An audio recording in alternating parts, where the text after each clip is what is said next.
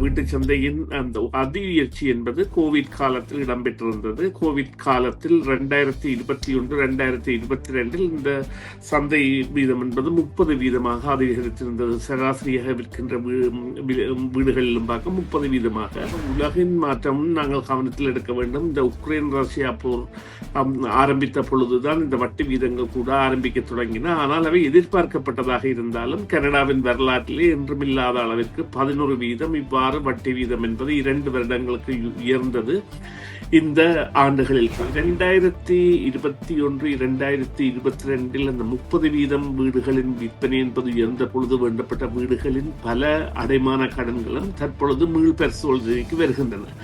அந்த மீள் பரிசோதனைக்கு வருகின்ற பொழுது சாதாரணமாகவே இலகுவாக அவை அந்த ரினியூவல் ப்ராசஸுக்கு செல்கின்ற பொழுதும் சில வேளைகளில் இவற்றில் கூட அந்த வட்டி வீதங்கள் கூடும் பொழுது பலராலும், அதாவது ஃபிக்ஸ் ரேட்டில் அப்பொழுது எடுத்திருக்கிறவருக்கு சில வேளைகளில் அவருடைய கட்டணம் 2000 இருக்குமாக இருந்தால் இப்பொழுது அவர்கள் எடுக்க போகின்ற வட்டி வீதத்தின்படி அது 3500, 4000 மாதம் மாறக்கூடிய சாத்தியக்கூறுகள் இருப்பதால் சுமார் 1.5 லட்சம் இந்த அடைமான கடன் வைத்துள்ளவர்கள் சில பாதிப்புகளை எதிர்கொள்வார்கள் என்கின்ற கருத்தியலும் இருக்கின்றது. இந்த ஒன்றாரியோ அரசும் மற்றும் மத்திய அரசும் இணைந்து இந்த வரி விதிப்பு அல்லது வரி விலக்கு செய்வது என்பது 13% வரி விலக்கு, அதாவது மத்திய அரசை பொறுத்தவரையில் ஜிஎஸ்டி எனப்படுகின்ற 5%, ஒன்றாரியோ கவர்மெண்டை பொறுத்தவரையில் இந்த ப்ரொவின்சியல் சேல்ஸ் டேக்ஸ் எனப்படுகின்ற 8% அவர்கள் விட்டுக் கொடுப்பாக செய்கின்ற பொழுது 1,30,000 அல்லது அதிலிருந்து கொஞ்சம் பெரிய தொகையையும் அந்த விலையிலிருந்து அல்லது அவர்கள் வாங்குகின்ற விலையிலிருந்து தளர்வு பெறலாம். இது என்கின்ற நிலை ஒன்றை அவர்கள் அறிமுகப்படுத்தி இருக்கின்றார்கள். இது புதிய வீடுகளுக்கு தான். சமூகம் அல்லது அந்த அமைவிட சூழல் நன்றாக இருக்குமாக இருந்தால் அதற்குரிய பெறுமதி என்பதில் மாற்று கருத்தில்லாத நிலையும் அதன் விற்பனை என்பது உடனடியாக நடைபெறக்கூடிய சாத்தியக்கூறையும் போட்டு 1 மாதத்திற்கு நடைபெறக்கூடிய சாத்தியக்கூறுகளையும் அல்லது ஒரே இன குழுமங்கள் நெருக்கமாக இருக்கின்ற இடங்களில் அவ்வாறான நிலைமையும் இருக்கின்றது என்பதுதான் உண்மை.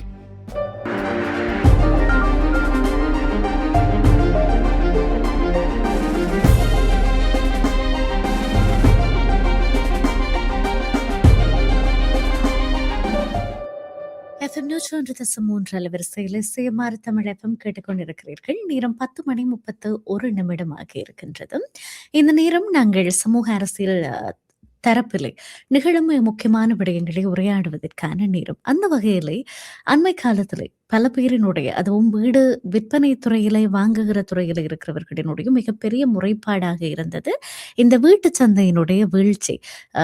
கனடா, டொரண்டோ, ஒன்டாரியோ பொறுத்த வரைக்கும் எந்த தொழில்துறை ஆக வருமானம் ஈட்டக்கூடிய தொழில்துறையாக இருக்கிறது அப்படின்னு சொல்லி சொன்னால் பொருளாதாரத்தினுடைய அடிநாதமாக இருந்தது இந்த வீடு விற்பனை தான். ஆனால் சமீப காலமாக, குறிப்பாக இந்த கோவிடுக்கு பிறகு வீட்டு சந்தை என்பது மிகவுமே வீழ்ச்சி அடைந்திருக்கிறது. தொடர்ந்து 4வது வருடமாக இன்னுமே இந்த வீழ்ச்சி நிலைமை தொடருவதை பார்க்கக்கூடியதாக இருக்கிறது. இது ஒரு புறம் என்று சொல்லி சொன்னால், இன்னொரு பக்கத்திலே இந்த வீட்டு சந்தையினுடைய நிலவரம் சரிந்து கொண்டு போவதை அவதானித்திருக்கிற ஒன்டாரியோ அரசு ஒரு புதிய திட்டத்தை அறிவித்திருக்கிறார்கள். கிட்டத்தட்ட $134,000 புதிதாக வீடு வாங்குபவர்களுக்கு ரீபேட்டாக வழங்கப்படுகிறது. அதாவது நீங்கள் செலுத்துகிற 13% வட்டி வரிப்பணம் மறுபடியும் உங்களுக்கு திருப்பி வழங்கப்படுகிறது. ஆக இது புதிதாக வீடு ஒருவேளை வாங்காமல் அதை தள்ளி போடுகிறவர்களை கூட வாங்க வைப்பதற்கான ஒரு நல்ல உத்தியாக பார்க்கப்படுகிறது.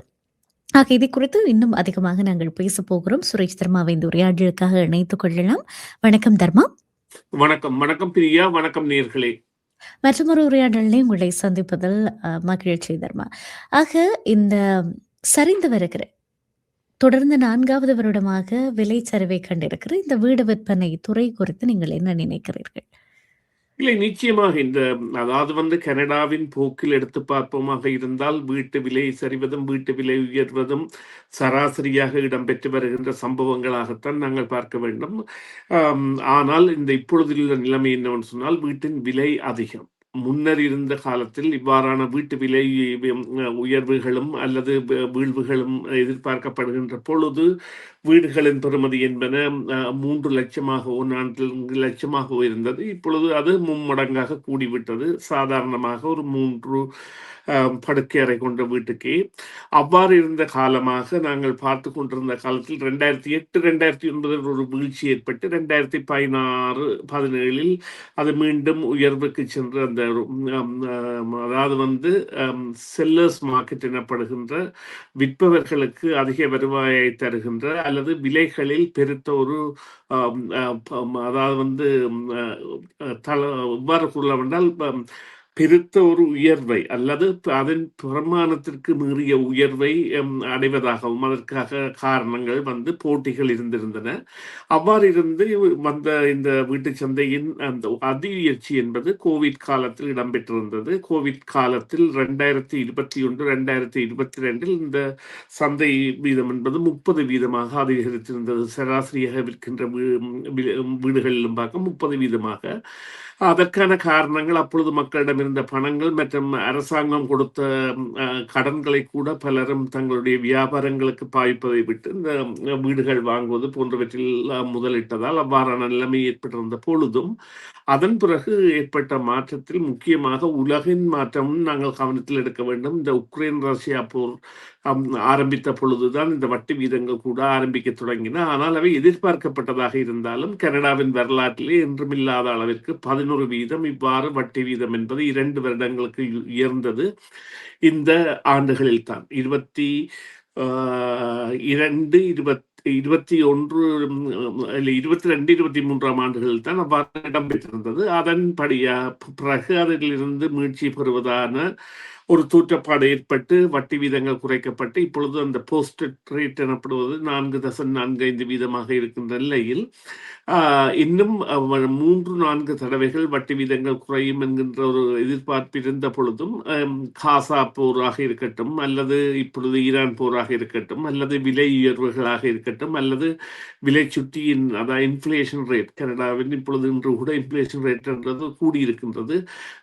அவையெல்லாம் காரணிகளாக அமைந்து விட்டன. இந்த புதன்கிழமை கூட ஒரு அறிவிப்பு இருந்தால் கூட அதில் நாங்கள் எதையும் எதிர்பார்க்க முடியாது. இருந்த பொழுதிலும் வீட்டின் இந்த வீழ்ச்சி என்பது நாங்கள் நினைக்கின்ற பொழுது போல சடுதியான வீழ்ச்சியாக இல்லாமல் முதல் ஆண்டுக்கும் இந்த ஆண்டுக்கும் பார்க்கின்ற பொழுது ஒரு சாதாரணமாக ஒரு 4% குறைவாக அவ்வாறாக கனடா அளவில் இருந்த பொழுதிலும் ஒன்டாரியோவும் பிரிட்டிஷ் கொலம்பியாவும் 6 அல்லது 7% சரிவை சந்தித்திருக்கின்றன என்பது உண்மை. அந்த சரிவுக்கான காரணம் என்னவென்றால் வீடுகள் சந்தைகளில் கன நாட்கள் இருக்கின்ற தன்மை என்பது தற்பொழுது அடையாளம் காணப்பட்டுள்ளது. முன்னர் என்றால் ஒரு வீடு விற்பனைக்கு பட்டியலிடப்படுகின்ற பொழுது 2 வாரங்களோ 3 வாரங்களோ அந்த விற்பனை பட்டியலை காண முடியாத அளவிற்கான நிலைமை இருந்தது. சில இடங்களில் 1-2 நாட்களில் கூட அது சென்றுவிடக்கூடியதாகவும் மற்றும் அந்த வேண்டுபவர்கள் பலர் போட்டியாளர்களாக இருப்பதால் அதன் விலை என்பது தாராளமாக இந்த பலூனிங் எனப்படுகின்ற அதாவது அதன் மதிப்பிற்குரிய விலையை விடவும் மேலதிகமான விலைக்கு விற்கப்பட்டதானவும் வரலாறுகள் இருந்தன. ஆனால் இப்பொழுது அவ்வாறு இல்லாமல் இப்பொழுது சந்தையில் வீடு வாங்குபவர்கள் கூட காத்திருக்கின்ற நிலைமை இருக்கின்றது. அவர்களை பொறுத்தவரையில் இன்னும் விலை குறையும் என்கின்ற நிலை இருக்கின்ற பொழுது அப்பொழுது வீடுகள் கனநாள் ஒரு சந்தையில் நிற்கின்ற பொழுது அதனுடைய பெறுமதி என்பது சற்றே குறைவு. அதாவது அந்த வேண்டுகின்ற கேள்விகள் என்பன ஒரு அதாவது இந்த கேள்வி இருக்கின்ற பொழுது அது கூட பட்டியலிடப்பட்ட விலைக்கு விற்கப்படுமாக இருந்தால் அதற்கொரு அதே தெருவில் உள்ள இன்னொரு இருக்கின்ற பொழுதும் அதே நிலைமை இருக்கும். ஆனால் இந்த வீடு ஒரு நாள் 150 நாளோ 180 நாளோ சந்தையில் இருந்திருக்கும் என்றும் 2 தடவை விலை குறைக்கப்பட்டிருக்குமாக இருந்தால் அவர்கள் விற்ற விலைக்குத்தான் அடுத்தவரும் விற்க வேண்டும். இதற்கு அந்த சங்கிலி தொடரணை பாதிப்பு என்பது இவ்வாறான நிலைமைகள் இருக்கின்ற பொழுதும் இது உயர்ந்து வரும் என்கின்ற நம்பிக்கை அல்லது சாதாரண நிலைமை அடையும் என்கின்ற நம்பிக்கை இருக்கின்றது இந்த வங்கிகளிடையே. என்றால் வங்கிகள் தான் இந்த வீட்டின் சொந்தக்காரர்கள். அவர்கள் அதாவது கடன் கட்டி முடிக்கும் மட்டும் அவர்கள் தான் வீட்டினுடைய நிலைமையை அல்லது அதனுடைய பாதிப்பை பெறுபவர்கள், அவர்களை பொறுத்தவரையில் அவர்களுக்கு மத்திய வங்கியின் கடன் கூட இருக்கிறது, தேவைப்படும் பொழுது கொடுக்கின்ற பொழுது. இருந்த பொழுதிலும் மக்களால் கட்ட முடியுமா என்கின்ற நிலை, அதாவது இந்த வட்டி வீதத்தில் இப்பொழுது இந்த வீடுகளை வாங்கினால் அவர்களால் கட்ட முடியுமா என்கின்ற நிலை இருக்கின்றது. அதற்குரிய காரணம் இந்த அடைமான கடன்களுக்கு செல்லுகின்ற பொழுது செய்யப்படுகின்ற இந்த மோட்கேஜ் ஸ்ட்ரெஸ் எனப்படுகின்ற பரிசோதனைகள் முன்னர் போலியானவையாகவும் அல்லது போலியான கடிதங்களை கொடுத்தும் பலரும், அதாவது சாதாரணமாக 50,000 $60,000 வருமானம் பெறுபவர் கூட தனது வருமானத்தில் வருகின்ற பணத்தை, குடும்பத்தை நடத்துவதற்குரிய பணத்தை விட 3 மடங்கு மேலதிகமான பணத்திற்கு கூட வீடுகளை வாங்குவதற்கு அந்த வங்கிகள் கண்மூடித்தனமாக அவற்றை விட்டிருந்தன. என்றால் அப்பொழுது அந்த சந்தையின் அந்த தன்மை அவ்வாறு இருந்தது. இப்பொழுது அவ்வாறு இல்லை.